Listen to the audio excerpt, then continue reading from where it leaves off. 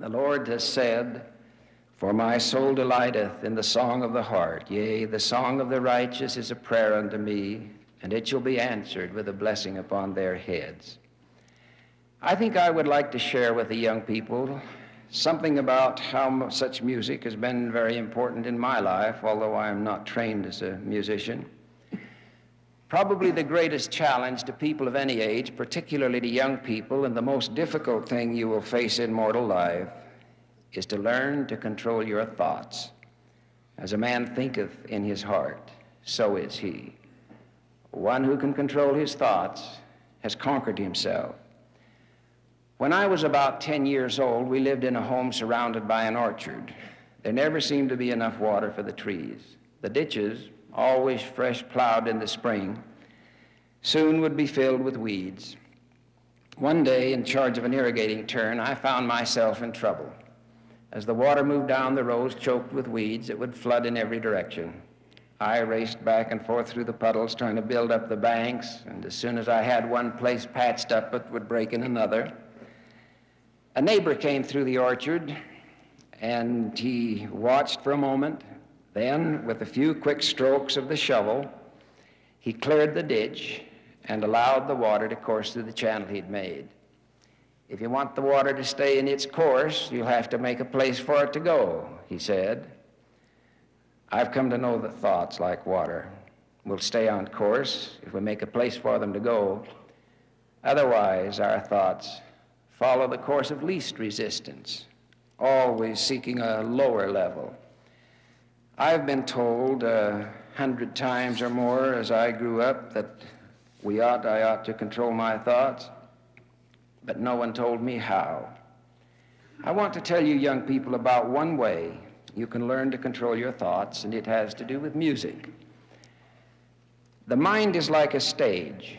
Except when we are asleep, the curtain is always up. There's always some act being performed on the stage. It may be a comedy, a tragedy, interesting, dull, good or bad, but there is some act always playing on this stage of the mind. You've noticed, haven't you, that without any real intent on your part, in the middle of almost any performance, a shady little thought may creep in from the wings and attract your attention? These delinquent thoughts will try to upstage everybody. If you permit them to go on, all the thoughts of any virtue will leave because you have consented to it. And the influence of unrighteous thoughts will be with you. If you heed them, they will enact for you on the stage of your mind anything to the limits of your toleration. A theme of jealousy or hatred, it may be vulgar, immoral, even depraved. When they have the stage, if you let them, they will devise the most clever persuasions to hold your attention. They can make it interesting, all right, even convince you that it is innocent, for they are but thoughts. What do you do at a time like that, when the stage of your mind is commandeered by these imps of unclean thinking, whether they be the gray ones that seem almost clean or the filthy ones which leave no room for doubt? If you can control your thoughts, you can overcome habits, even degrading personal habits. If you can learn to master them, you will have a happy life. Now, this is what I would teach you.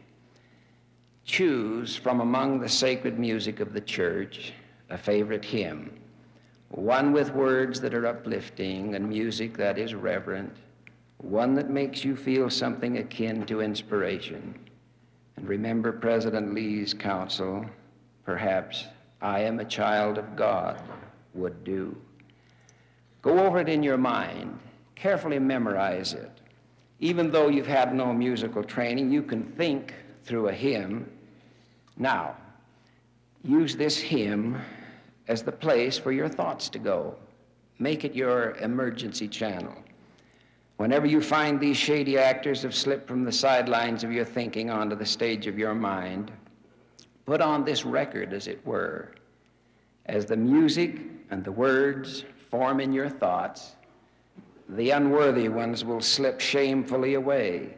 It will change the whole mood on the stage of your mind because it is uplifting and clean. The baser thoughts will disappear.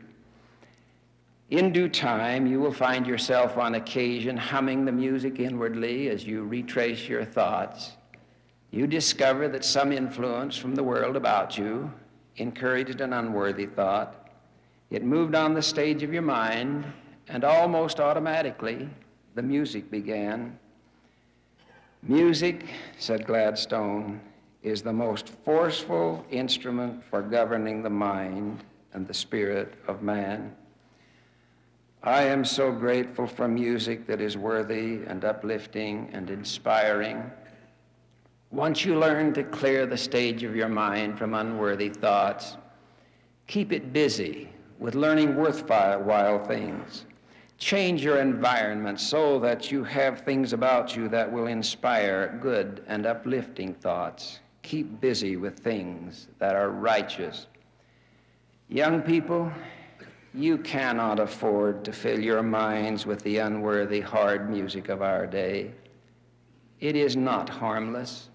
It can welcome onto the stage of your mind unworthy thoughts and set a tempo to which they dance and to which you may act.